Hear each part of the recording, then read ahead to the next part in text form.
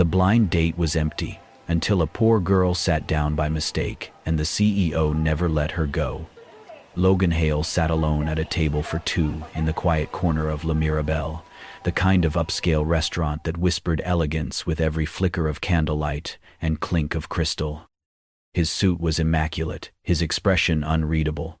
He glanced at the time again, a habit more of frustration than hope. He was a man of precision, not sentiment. And yet, here he was, on a blind date his younger sister had insisted he needed. "You cannot run a hotel empire and run away from companionship," she'd said with her usual blunt sweetness. So he had relented, just this once. Then came the buzz on his phone. He unlocked it, already expecting a cancellation. "Sorry, something came up. I won't make it tonight." He stared at the screen for a moment, exhaled through his nose, and was about to stand when he heard a hesitant voice nearby. "Excuse me, are you Mr. Hale?" asked a soft, slightly breathless tone. Logan turned, expecting perhaps a late-arriving date. Instead, a young woman stood there, clutching a slim folder against her chest. She had golden blonde hair tied in a loose braid, cheeks flushed from the cold October evening, and wore a simple white blouse tucked into faded black slacks. There was no trace of the expensive designer aura his usual company carried. Before he could answer, the hostess approached with a slight bow. "Right this way, miss," she said, gesturing to the empty seat across from Logan.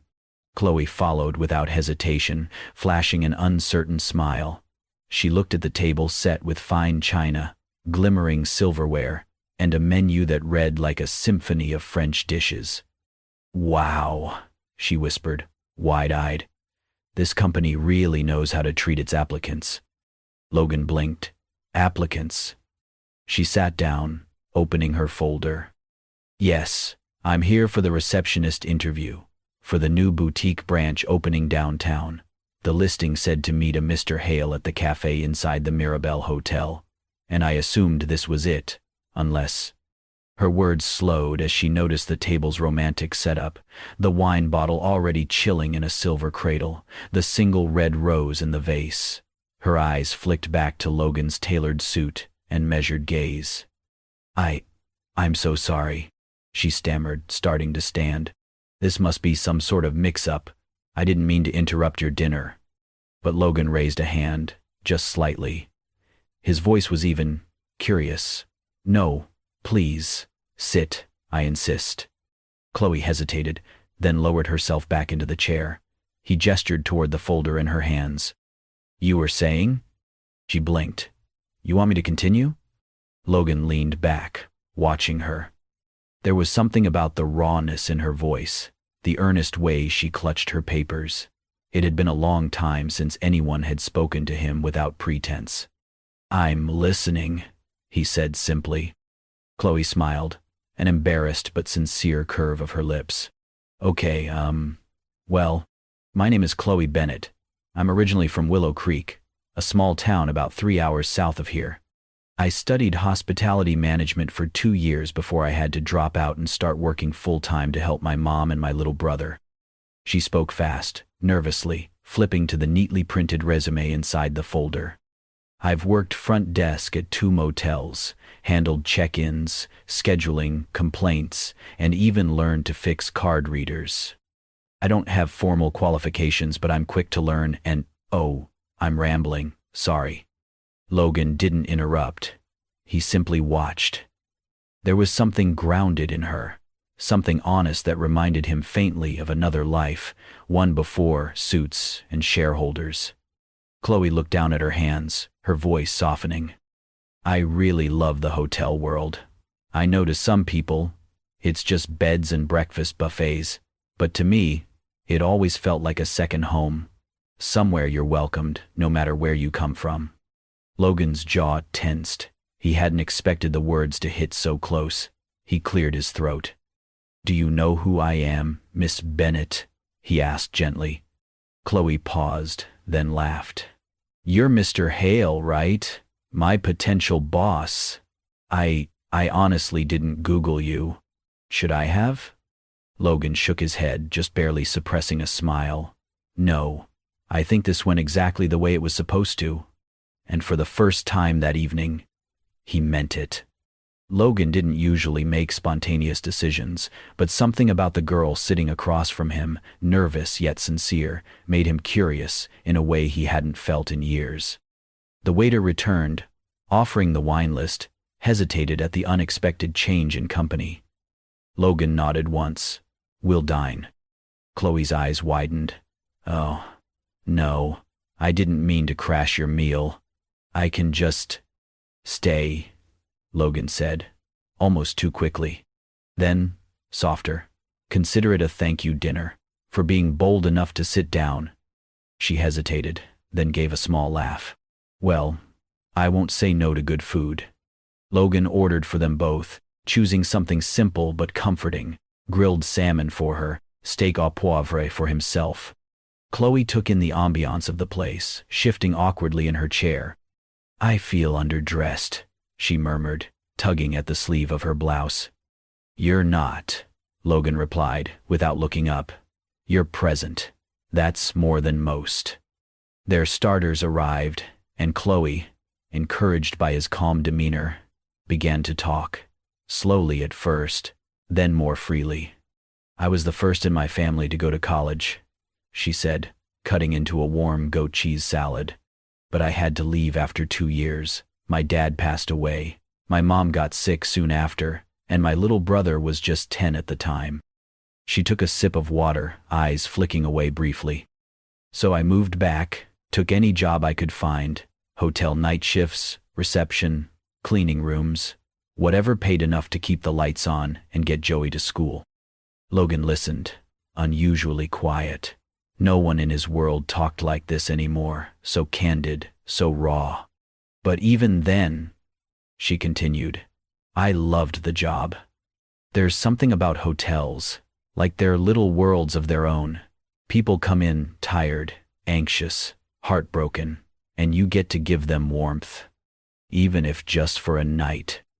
Logan's fork stopped halfway to his mouth. She looked up.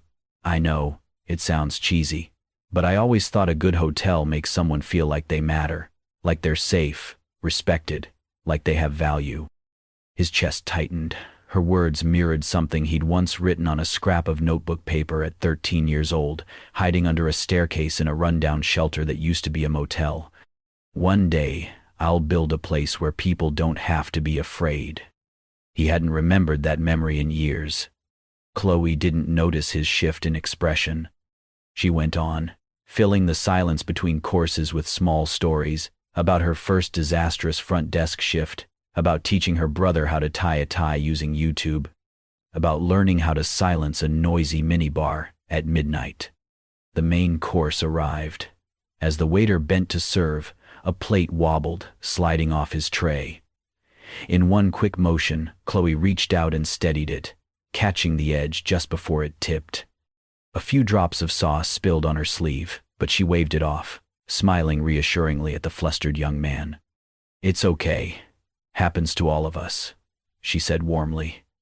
Then, turning to Logan, she added, "It's scarier on the first week. Trust me." Logan didn't say anything, but he noticed how the waiter's shoulders dropped in relief, how Chloe asked if he was okay rather than complain. When dessert was offered, Chloe declined politely.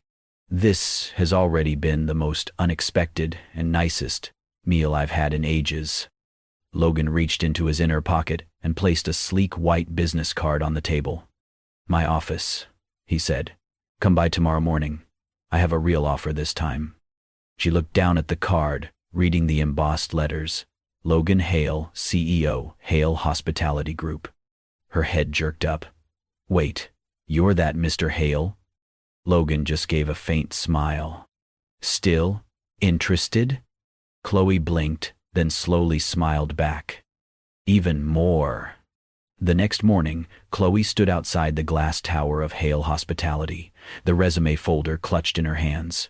A security guard greeted her, then ushered her up to the top floor.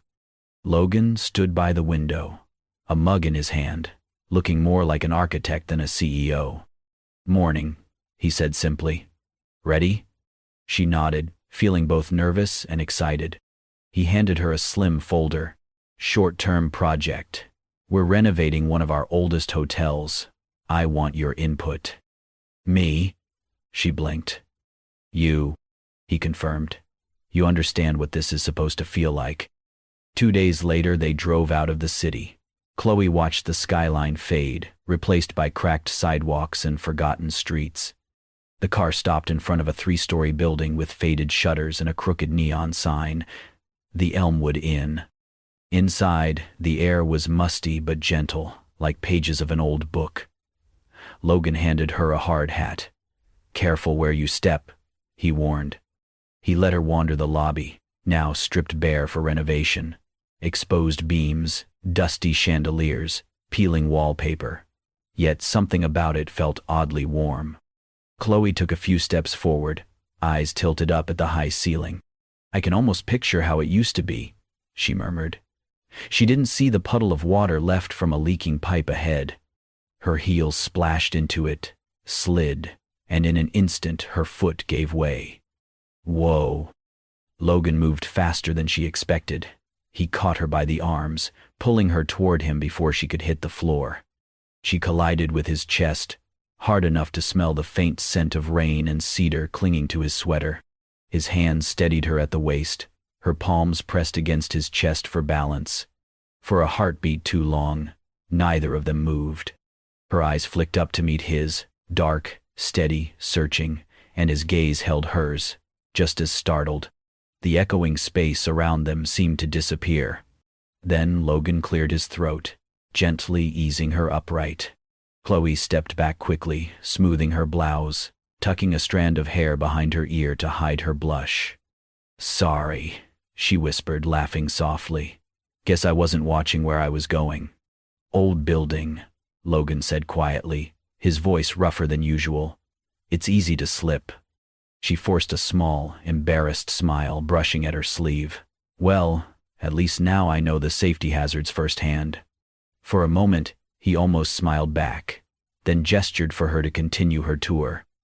Stay close, he murmured. They walked together toward the kitchen area. On the far wall, Chloe noticed a series of old black and white photographs left from decades past.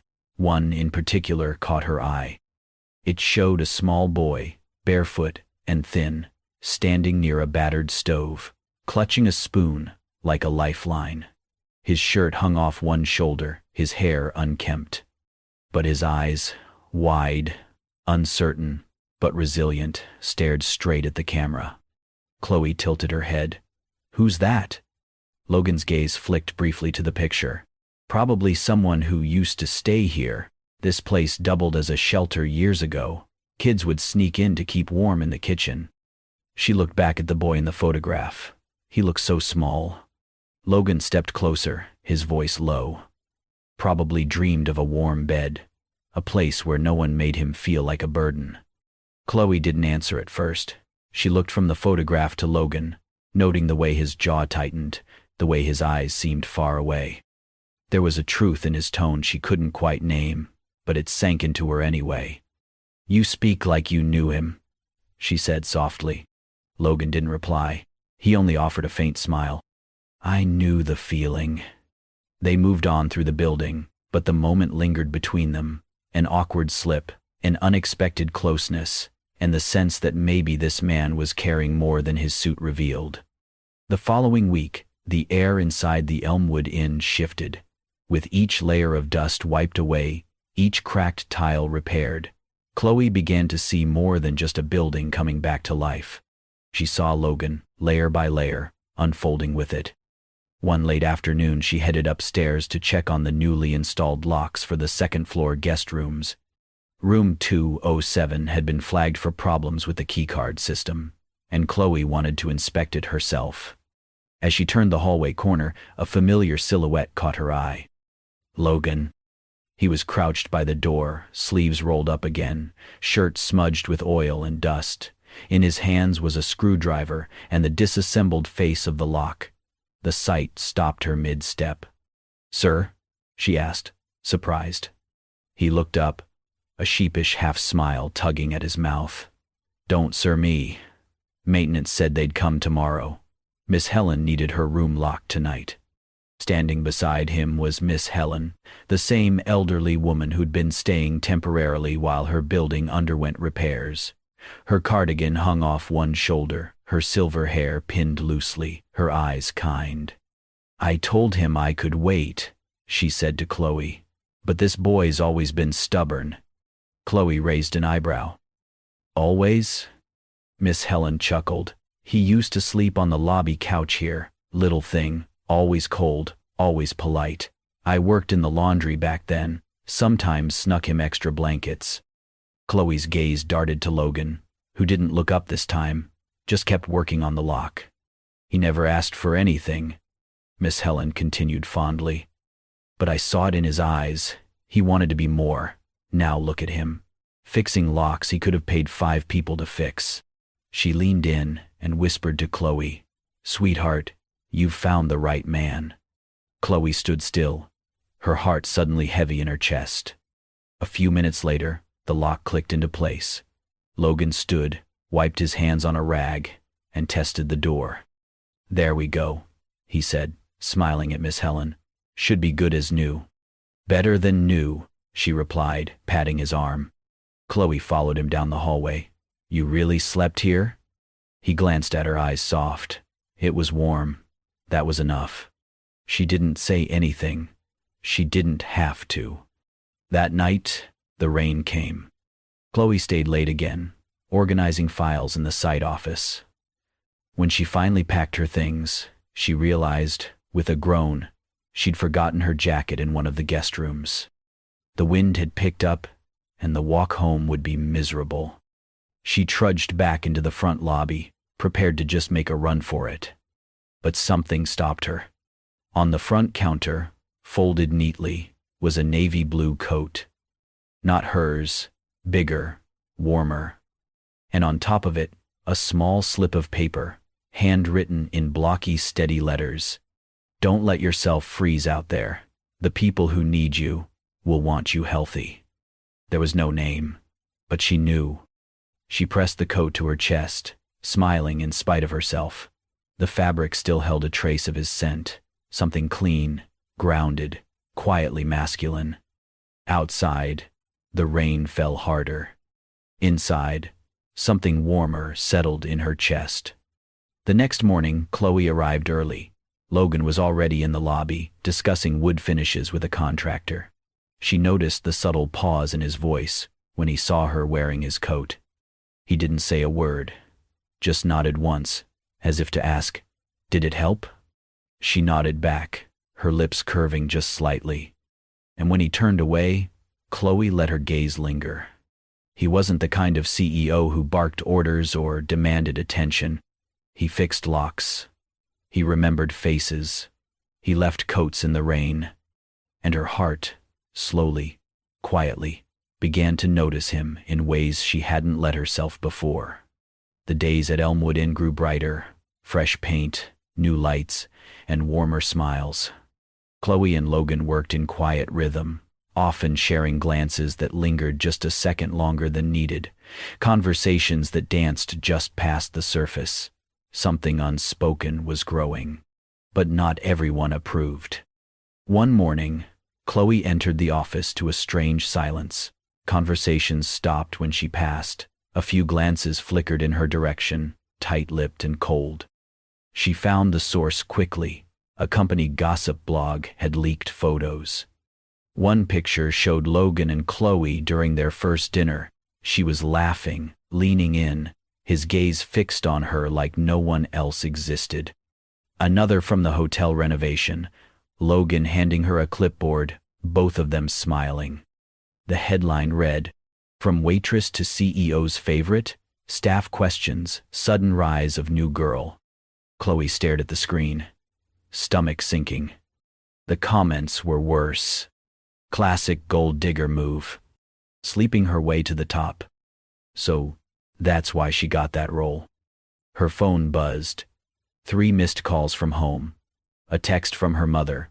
"People are calling the house, asking if you're dating your boss. What's going on, sweetie?" Chloe closed her eyes, heart pounding. Later that afternoon, she stood outside Logan's office, unsure whether to knock. Before she could decide, the door opened. He stepped out, surprised to see her. "Chloe, I need to leave the project," she said quietly, voice steady. Logan's brow furrowed. "What? Why?" "You've seen the articles," she replied. "It's not just about me anymore. They're calling my mom. My little sister's crying because kids at school are talking." "I didn't approve any of this," he said, jaw tight. "I know," she said, "but I should have known better." There was pain in her voice. Not anger, disappointment. In herself, in how fragile trust could be. She hesitated, then looked him in the eye. "I sat at the wrong table, but I don't think I sat with the wrong person." She turned and walked away before he could answer. Logan stood still, fists clenched at his sides. By the time he processed it, she was gone. That night, he drove to the coffee shop where they first met. Her name wasn't on the schedule. He asked around the neighborhood. No one had seen her. He went to the small boarding house where she stayed. Her room was empty, the landlord shrugging. Packed up quick, said it was time to go home. Rain threatened as he sat in his car, staring at the windshield. He didn't know where her hometown was. She'd never mentioned the name. Just vague images of fields, a vegetable garden, a sick mother. He cursed himself for never asking. At home, Logan sat at his desk, staring at the blank page before him. Then he reached for a pen. The letter was short. "I don't know how to prove I'm not the man they say I am. But I know you're not the girl they call you. You didn't climb. You walked. And I followed. You were never a mistake, Chloe. Not to me." He folded it, tucked it into an envelope, and left it at the front desk of the Elmwood Inn. A place he hoped, maybe, one day, she'd return to. The sky in Chloe's hometown always felt a little wider. She had been back for a week now, waking at dawn, helping her mother tend the garden, making breakfast with old pots that clanged like memories. It wasn't the city, but it was quieter here. Quieter than the noise in her head. Every time her phone buzzed, she ignored it. She had deleted the article, shut off social media, packed her things in silence. No one here asked questions. Her mother didn't push. She only offered warm soup and gentle smiles. Until one afternoon, a low hum outside stirred them both. Chloe stepped out, eyes narrowing at the pickup truck pulling into the front yard. Dust kicked up, a familiar figure emerging from behind the wheel. Logan. In jeans, rolled-up sleeves, and boots that looked too clean for real labor, yet he carried a toolbox in one hand, planks of wood in the other. He didn't say a word, just looked at her, nodded once, then walked past her toward the sagging front porch. Chloe stood frozen. He climbed the steps, examined the crooked roof edge, then set to work. Hammer, nails, tape measure. She watched him silently from the doorway, arms crossed, unsure whether to cry or shout. But instead, she walked inside. An hour passed. Then another. He didn't stop, didn't look for thanks.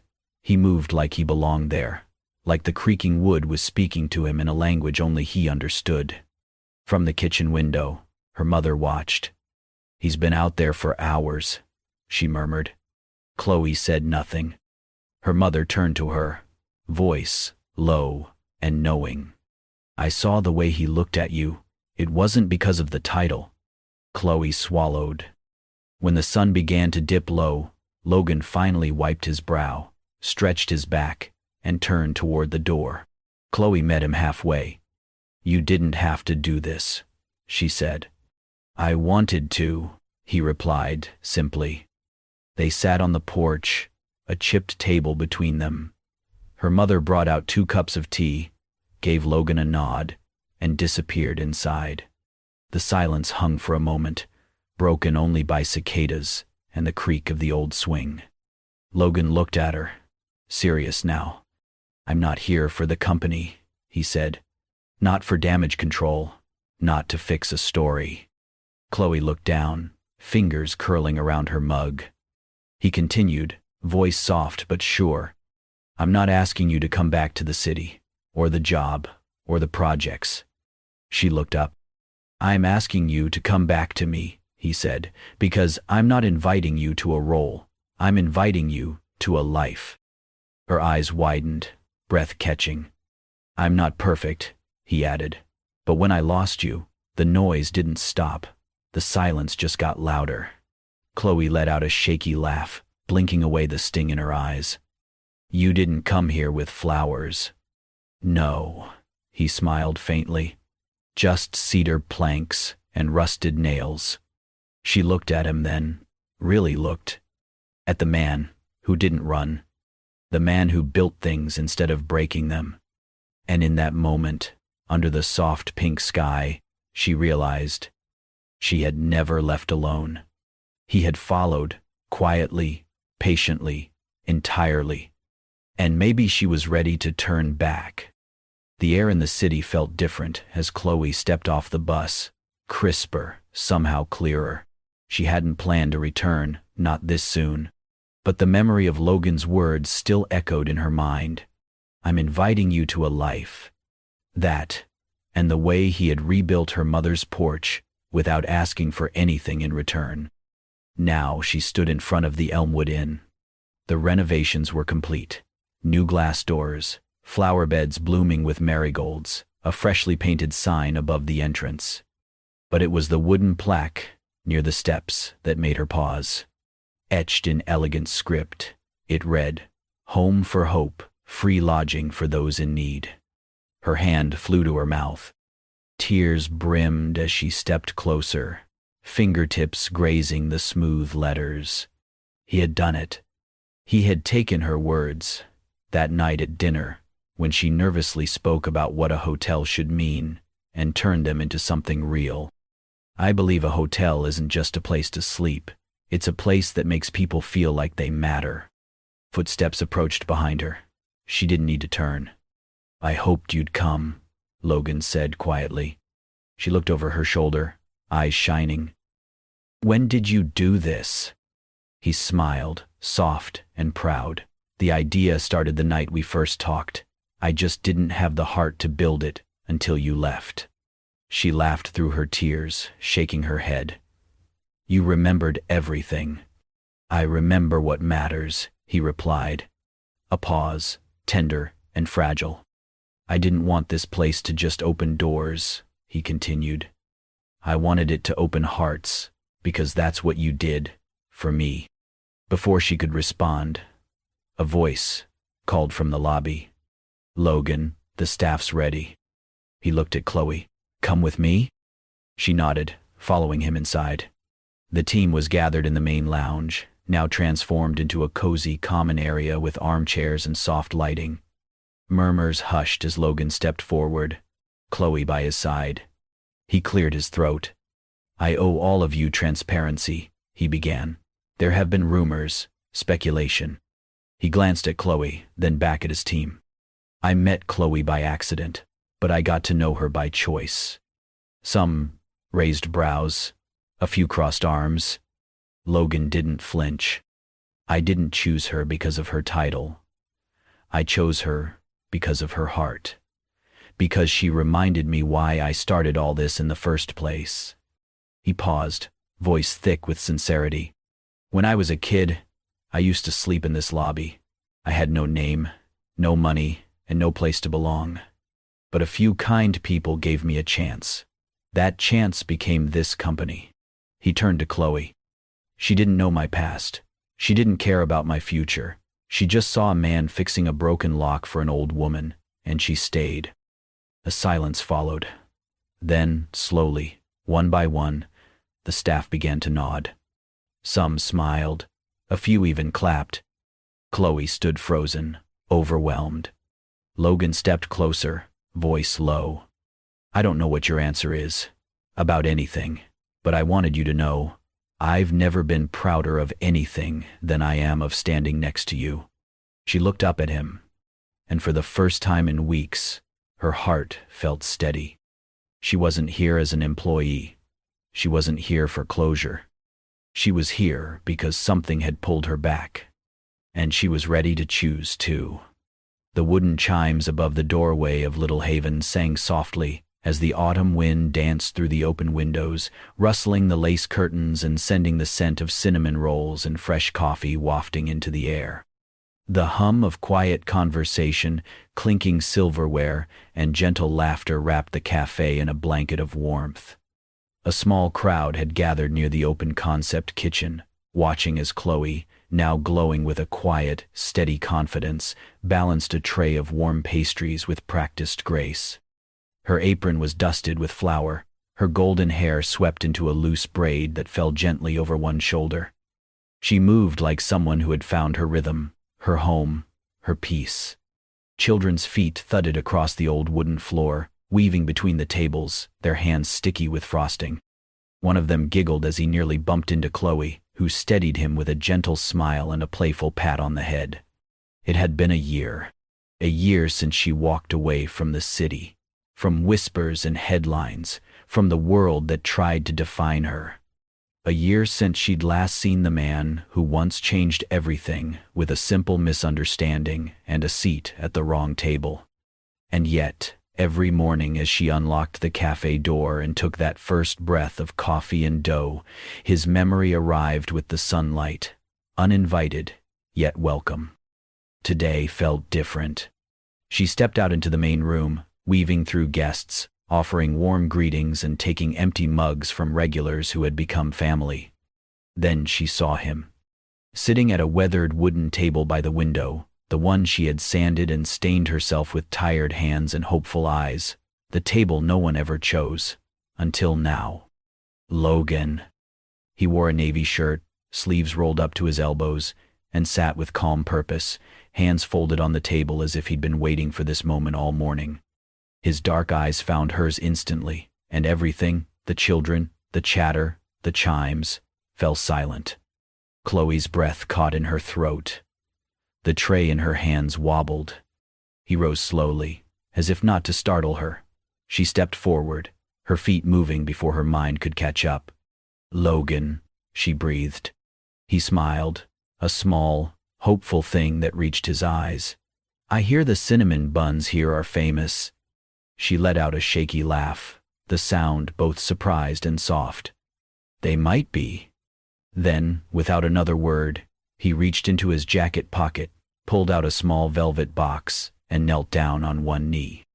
Gasps fluttered through the cafe. Someone dropped a spoon. Chloe stood frozen, tray pressed to her chest. He opened the box. Inside sat a simple, elegant ring that sparkled like the first morning frost. "You once sat at the wrong table," Logan said, voice steady though his eyes shimmered. "Thinking it was a job interview." A few people chuckled, recognizing the story from the whispers and the rumors that had become legend. "But it turned out," he continued, "you were the one interviewing me, testing if I was someone worth staying for." He looked up at her with that same quiet intensity she remembered. "You sat at the wrong seat, but you're the one I never want to let go." Tears filled Chloe's eyes. Her tray slipped from her hands onto a nearby table as she covered her mouth, nodding. "Yes," she whispered, "yes." The room erupted in applause. Outside, the neighborhood children ran by, giggling, holding pieces of leftover wedding cake from a nearby shelf. One little girl stopped, pressed her nose to the glass,